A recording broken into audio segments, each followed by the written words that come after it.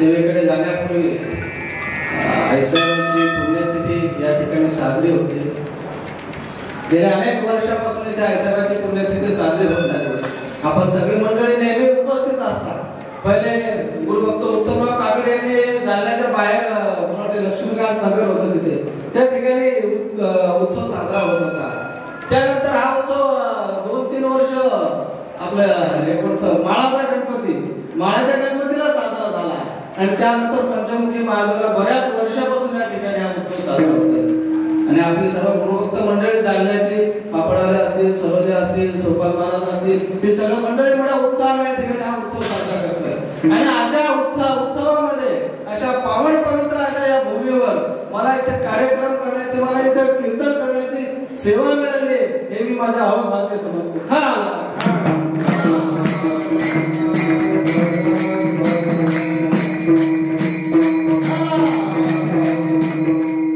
प्रस्तुत सेवेसाठी निवडलेला अभंग जगतवंदनी जगतमान्य जगद्गुरु संत श्रेष्ठ असणारे तुकाराम महाराज यांचा 4 चरणाचा अभंग आहे.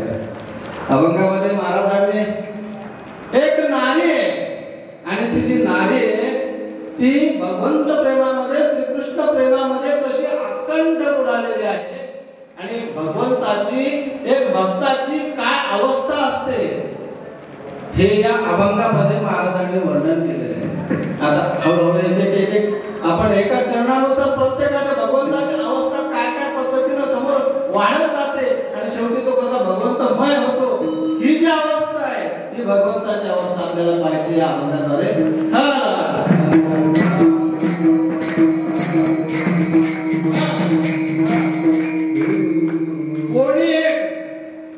कोणी एक बोलली नारी, पहिल्या शब्दाचा जर विचार करायचा झाला चरणाचा तर कोणी एक, कोण आहे? माणूस ज्यावेळेस जन्माला येतो त्यावेळेस तो त्याच्या सत्तेनुसार येतो का कोणतरी त्याला पाठवतं? त्याच्या सत्तेने येतो का? जर तो त्याच्या सत्तेने आला असता तर त्याला त्याचा आठवण असता. याचा अर्थ त्याच्यावर त्याची सत्ता आहे का? कुठून तरी येतो की नाही? बरं कोण पाठवतं या संदर्भात काही आपल्याला माहिती आहे का बाबा? बर कोणी एक जो आहे, हा जो एक आहे कुठं आहे? या शरीरामध्ये. कसा आहे हा जो कोणी एक आहे? हा कुठे? या शरीरामध्ये याचा वास आहे. आणि हा जन्माला आला कुठं? या ठिकाणी. मग मेल्यानंतर तुम्ही कोण आहे? तुम्ही शरीर आहात का? नाही. शरीर जर तुम्ही नाही आहात तर मग कोण आहात? याचं उत्तर कोणाला माहिती नाही.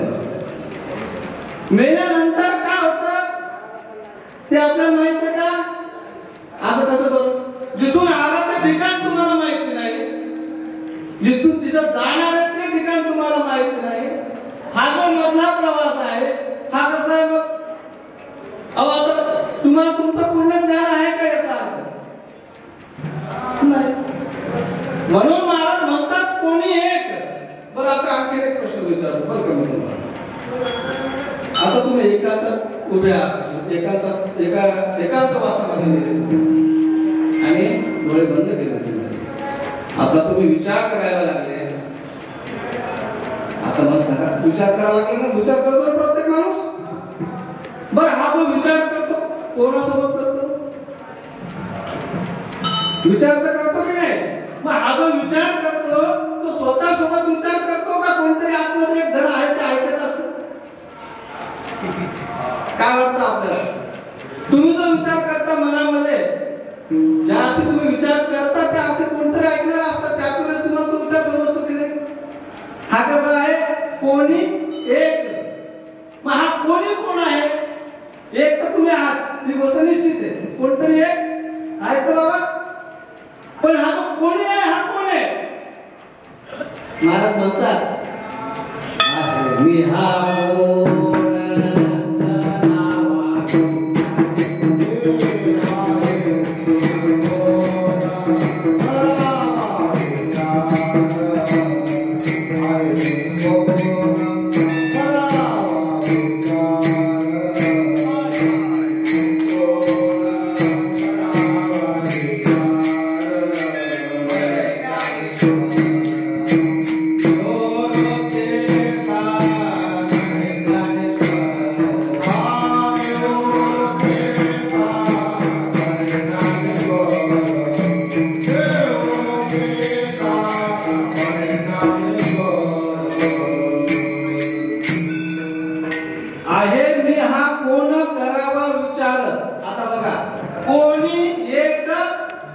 तोपर्यंत विचार करूया, पुढचा विचार आपण थोड्या वेळाला करूया.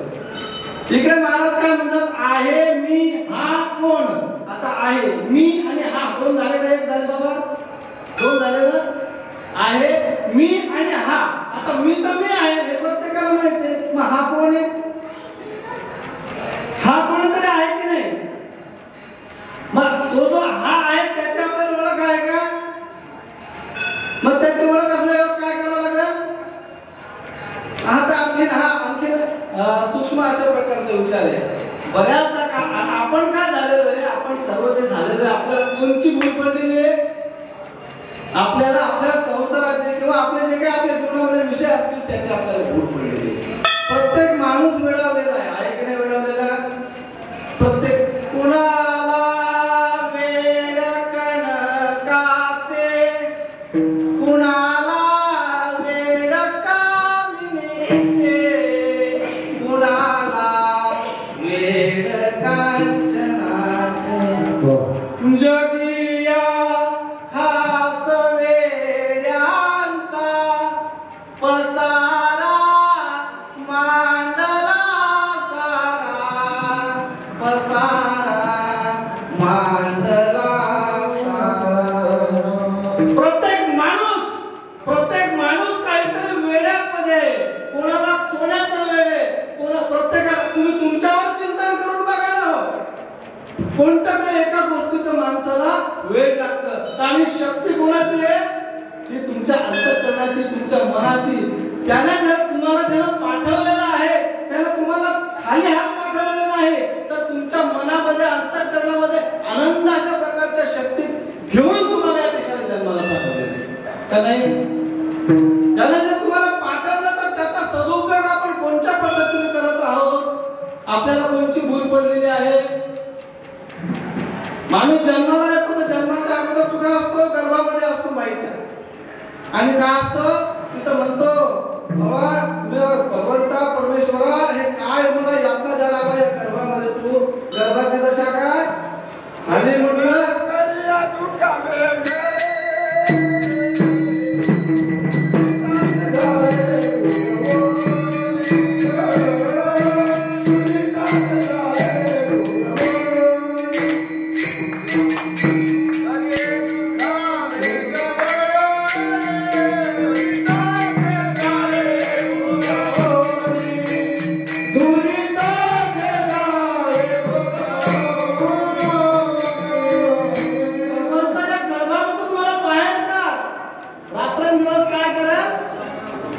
तुमचं नामस्मरण करल. काय म्हणत? विठ्ठल रात्रांदिला पांडुरंग. रात्राणी दिलं म्हणा बघा.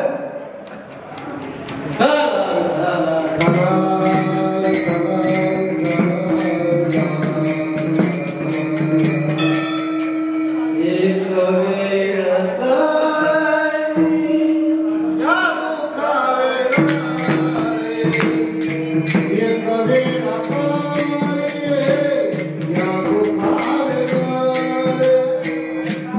Kavira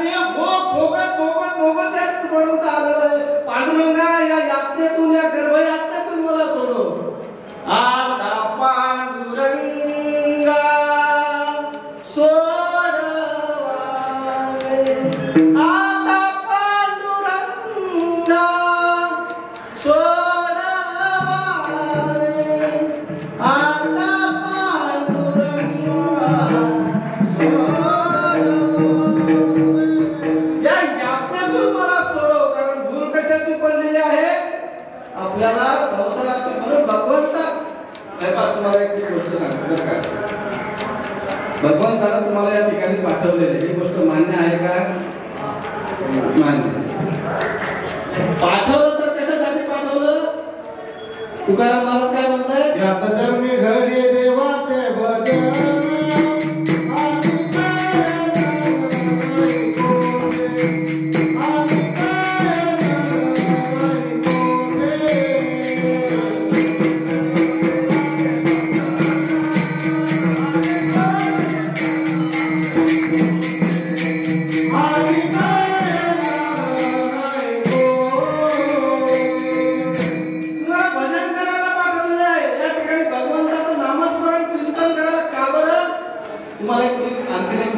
परमेश्वरानं तुम्हाला जे मन दिलेलं आहे ना, मन बुद्धी चित्त आणि अहंकार, आता सविस्तरात आपल्याला जायचं नाही कारण तेवढा वेळ आपल्याला नाही. मग तुम्हाला काय दिलं भगवंतानं? मनाची शक्ती दिली. मनाची शक्ती सांगण्यात आता सध्या आपल्याला वेळ घालवायचा नाही. जे मन आहे हे जिथं लागलं ना तिथं ते एकाग्र होतं आणि त्यानुरूप होण्याचा प्रयत्न करतं. काय करतं मन? कोणत्याही गोष्टीमध्ये लागलं तर काय होते? ते एकाग्र होते आणि त्यानुरूप होण्याचा प्रयत्न करते. पण आता विषय काय आहे? ज्यानुरूप होण्याचा ते प्रयत्न करते तो विषय काही जास्त अवघड नाही, सोपा विषय सांगतो. तो विषय जर मर्यादित स्वरूपाचा असला तर तो विषय आणि तो लावलेला एकाग्रता हे दोन्ही पण नष्ट होतात. आता लक्षात घ्या, तुम्ही काय करता? जन्माला आल्यानंतर मर्यादित स्वरूपाचं प्रेम करताय. कसं करता? मर्यादित स्वरूपाचं प्रेम करता. ज्याला तुम्ही प्रेम लावलं किंवा ज्याला तुम्ही तुमचं मनानं एकाग्र होण्याचा प्रयत्न केला त्याचं काय होते? ती मर्यादित व्यक्ती असते. तुमची बायको असतील, पोरं असतील किंवा संसार असेल किंवा इतर सगळा विषय असेल, तो काय असेल संसाराचा जो विषय आहे तिथं तुमचं मन लागलं. पण समोरचा जो विषय आहे तो काय? मर्यादित स्वरूपाचा आहे. तर काय झालं? तो विषय ज्यावेळेस नष्ट होईल त्यावेळेस तुमची जी साधना आहे, तुमचं जे ज्ञान आहे ते संपूर्ण नष्ट होऊन जाईल. पण हे जे मन आहे हे जर भगवंतामध्ये लावलं आणि हे जर भगवंतामध्ये लावलं तर काय होईल? त्याची 4 पट 10 पट अमर्याद अशा स्वरूपाचा भगवंत आहे. तर तुम्ही काय व्हाल? तर तुम्ही त्या भगवंतामध्ये विलीन व्हाल आणि तुमच्या अंतःकरणातल्या भावना शुद्ध होईल आणि तुम्ही पवित्र अशा प्रकारे व्हाल आणि जीवनाचा सगळा आनंद जो खऱ्या आनंदाची प्राप्त होईल.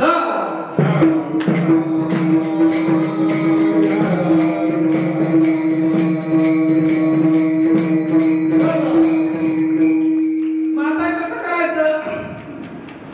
भगवंतापर्यंत कसं जायचं? अनेक मार्ग शास्त्राने सांगितलेले या ठिकाणी. भगवंतापर्यंत जायचे अनेक मार्ग अशा त्यामध्ये नवविध भक्ती आहेत. नारदाने सांगितलं आहे. मग प्रेम करायचं ना, सगळ्यात सर्वश्रेष्ठ भावना या जगामध्ये कोणत्या असेल तर काय? एकमेकावर प्रेम करणं ही सगळ्यात श्रेष्ठ भावना आहे की नाही? मला सांगा तुम्ही, प्रेम करणं म्हणजे काय? एखादी गोष्ट जर आपल्याला आवडली तर तिचा काय होतो? आपल्याला आपण म्हणतो मोह होतो. हे आपले शब्द आहे. पण खऱ्या रूपात काय होतं माहिती का? कोणती गोष्ट असेल ती आवडली तर तिच्याविषयी मनात प्रेम निर्माण होते, आपुलकी निर्माण होते, ती हवीशी वाटते, सकारात्मक ऊर्जा अंतःकरणात ताकद धरते आणि काय होतं? एखाद्याला एखादी गाडी आवडली तर काय होते? मनात सातत्याने त्याच्या त्या गाडीचे विचार अशी तशी आणि शेवटी ते घेतल्यानंतर त्याला समाधान होते. आणि अशा प्रकारचे वेगवेगळ्या अशा प्रकारचे या ठिकाणी लोक आपलं मन त्या भगवंतामध्ये रममाण अशा प्रकारे करतात. म्हणून आता कोणी एक हा विषय तुम्हाला समजलेला आहे. कोणी एक भुलली नारी. आता भुलणं काय असतं? गावाला भुलणं काय असतं? तुम्ही भुलले होते ना कीर्तनातून भुलले तुम्ही. एखादा विषय विसरणं. आता हे भुलणं काय असतं तुम्हाला सांगतो. एक क्रिकेटची मॅच चालू आहे समजा. आता आपण सगळ्यांनी पाहिली असेल भारत पाकिस्तानची मॅच सुरू. आता भारत पाकिस्तानची मॅच अतिशय रंगावर आलेली आहे. अतिशय सस्पेन्स त्याच्यातला वाढलेला आहे. अतिशय रंजक अशा प्रकारची ती मॅच चालू आहे. देखील आता 15 बॉल 48 रन जे काय असते समजा ते एकदम टफ मॅच अशा प्रकारची चालू आहे. तुम्हाला दिसायला का सचिन तेंडुलकर, विराट कोहली, रोहित शर्मा हे सगळे तुम्हाला दिसायला लागलेले. तो टीव्ही, ती पिच, ती कॉमेंट्री, त्या सगळ्या गोष्टींमध्ये तुम्ही घडवून गेलेला आहात. आता तुम्हाला दुसरं काय सुचायला लागलेलं, एकाग्र झाले तुम्ही त्याच्यामध्ये. आणि त्याच वेळेस काय झालं माहितीये का, बाहेर पिंट्या पडला. त्याचा मुलगा पिंट्या पडला, तो त्याचा तोंगडा कुठला बळबळ रक्त निघायला लागलं. आता बाई आली पटकन धावत आहोत, तू मॅच सोडा, मॅच सोडा, मॅच सोडा. काय झालं काय झालं काय झालं, पिंट्या पडला, पिंट्या पडला. काय पिंट्या पडला तर काय झालं, लागलं की त्याला म्हणजे काय नाही, गळगळ रक्त निघायला लागलं. आता म्हणे तुम्ही सकाळी जी बाटली ठेवली होती, कुठं ठेवली होती मला माहिती नाही, ती बाटली शोधून द्या म्हणे, डेटॉलची त्याच्या पायाला ते लावायचंय म्हणे. आता काय विषय झाला त्याच्या डोक्यामध्ये, काय ती मॅच, ते प्लेयर आणि त्या सगळ्या गोष्टी एकाग्र चित्त त्याच्यामध्ये झालेले. आणि आता बाटली ठेवणारा कोण होता, हाच होता की नाही. बाटली ठेवणारा हा कुठं बाटली ठेवली आठवते का, काय झालं त्याला भुरळ पडली. भुरळ कशी पडली की त्याला आठवत होतं सकाळी कुठं ठेवली, त्या आठव हा काय झाला, ना आठव झाला. माहिती होतं पण आठवलं नाही. हा आठव कसा आहे, हा आठव तात्पुरता आठव. आता आणखी याच्यामध्ये विचार करायचा झाला तर तात्पुरता आठव. आता तुम्हाला एक सांगतो मी, तुमचा जन्म झाला, तुमचा जन्म झाल्याबरोबर तुमच्या आईने कोणत्या रंगाची साडी घातली होती आठवते का? डोळे तुमचे तेच आहेत ना, शरीर आहे तुमचं तेच आहे, मग सगळं तुमचं तेच आहे. त्यावेळेस तुम्ही पाहत होते की नाही, पाहत होते.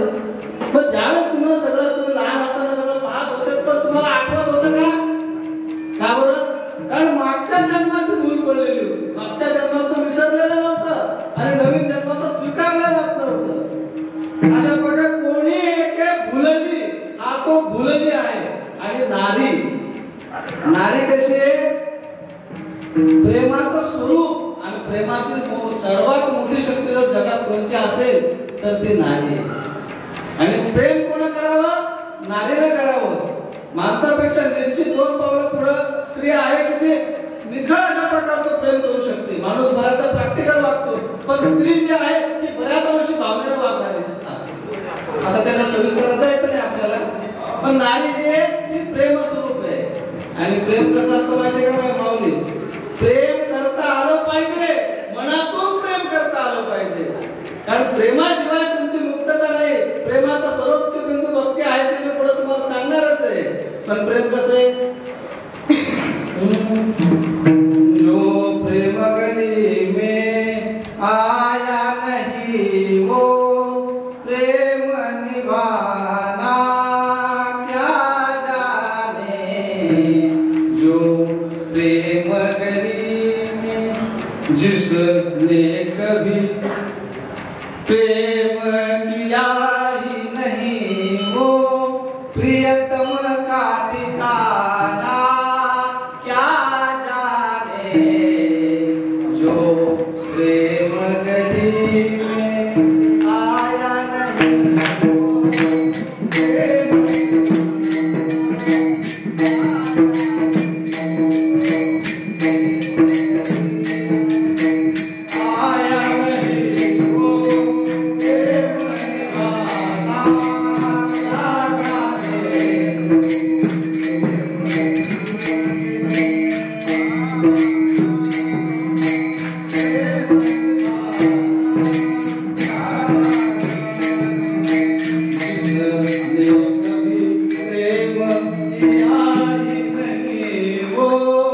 प्रेम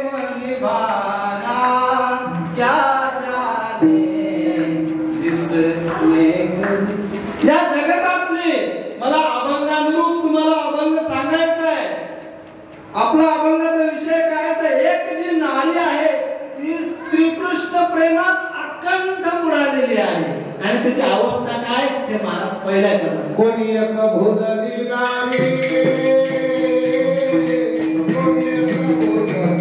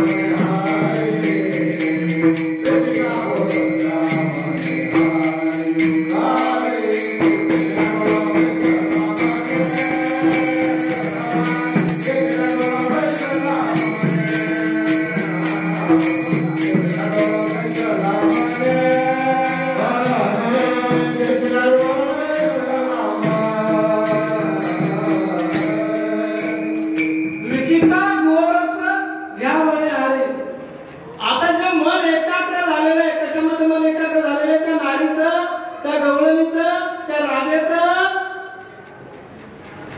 श्रीकृष्णामध्ये मन एकाग्र झालेले, त्याच्या विरहामध्ये मन एकाग्र झालेलं आहे.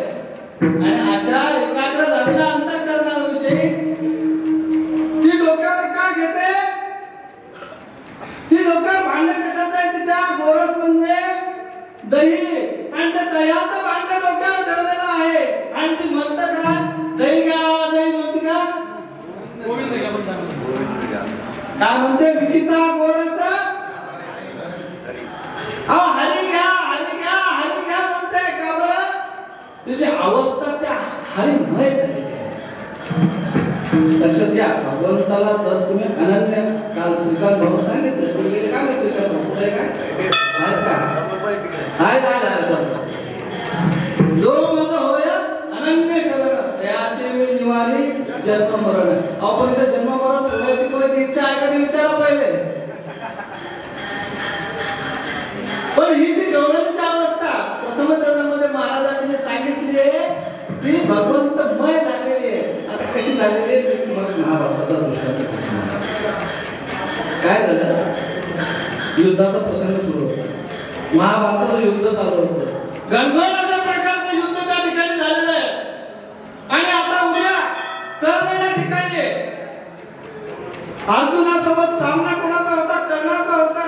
कर्ण म्हणजे अतिशय बलवान, सशक्त, सगळ्या गोष्टी तुम्हाला माहिती आहेत. मला सविस्तर काही त्या सांगायच्या नाही. आणि अशा प्रकारचं शक्तिशाली उद्या योद्धा आपल्या समोर हजर राहणार आहे. श्रीकृष्णाला काळजी वाटली आणि श्रीकृष्णाने काय केलं माहितीये का? अर्जुनाचा तंबूत गेला, छावणीमध्ये गेला. विचार केला की अर्जुनावर खूप हे असं लोड, टेन्शन असेल, तो काहीतरी रणनीती आखत असेल, सगळ्या गोष्टी अतिशय विचार करून त्या ठिकाणी आता उद्या काय करायचंय त्या संदर्भात विचार मिळवे त्या ठिकाणी सुरू असेल. पण श्रीकृष्ण त्या छावणीमध्ये अर्जुनाचा गेला आणि बघतो तर काय काहीच नाही. तिथे कोणी माणसं नाही, कोणती रणनीती आखण्यात आलं नाही, काही नाही, काही नाही, काहीच नाही. आणि घोरण्याचा आवाज लागला. काहीच काळजी नाही म्हणे. अरे उद्या तुझं काय? उद्या तुझं मरण तुझ्या डोळ्यासमोर उभं, हलवलं त्याला, उठ. उठला अर्जुन. काय म्हणतात, काय म्हणतात, कशा झोप मोडली माझी? अरे म्हणे. आणि हा त्या अगोदर काय हलवलं अर्जुनाला आणि ते पांघरून बाजूला केलं. तिथं पांघरुणामधूनही काय आवाज आला? श्रीकृष्ण श्रीकृष्ण श्रीकृष्ण श्रीकृष्ण श्रीकृष्ण गोविंद हरे मुरारे.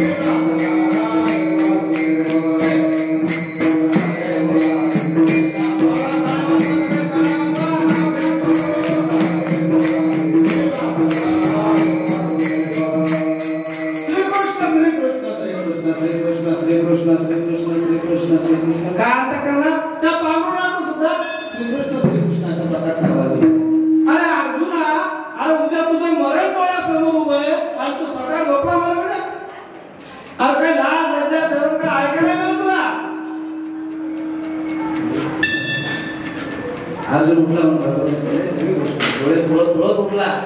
नाही उद्या माझं मरण समोर आहे मला माहिती आहे. पण माझं एक सांगू का तुम्हाला काय झालेलं आहे? तर काय मला काही दिसत नाही म्हणे. माझ्या फक्त अंतःकरणात एकच विषय म्हणे. कोणता? म्हणे फक्त श्रीकृष्ण श्रीकृष्ण श्रीकृष्ण. तुझ्या प्रेमामध्ये मित्रा, तुझ्या प्रेमामध्ये मी तल्लीन झालेलो म्हणे. आणि तू असताना काळजी काय करायची म्हणे? अरे भगवंता तू आहे, मी काळजी कशाला करू? आपला असा विश्वास आहे का? प्रत्येकाला आपल्या छात्र वाटतो विचार करावा. मी प्रश्न विचारणार नाही तुम्हाला, पण आपण प्रत्येकाने आपला विचार करावा की आपली अशी स्थिती आहे का? भगवंत आहे, आता काय काळजी करायचे, काही संकट आला तुम्ही सामना करायला तयार आहे, असा ठाम विश्वास आहे का? महाराजांनी काय सांगितलं आपल्याला? ओम विश्वास तोच ईश्वर. आपला विषय, विचार आणि विश्वास कुठंतरी डळमळीत होतो, म्हणून आपल्या जीवनामध्ये दुःख आहे. आणि आनंद सागर असणारे भगवंत, आनंद सागर असणारे परमात्मे, आनंद सागर असणारे माऊली, ओम ब्रह्मी श्वासानंद माऊलीचे आपण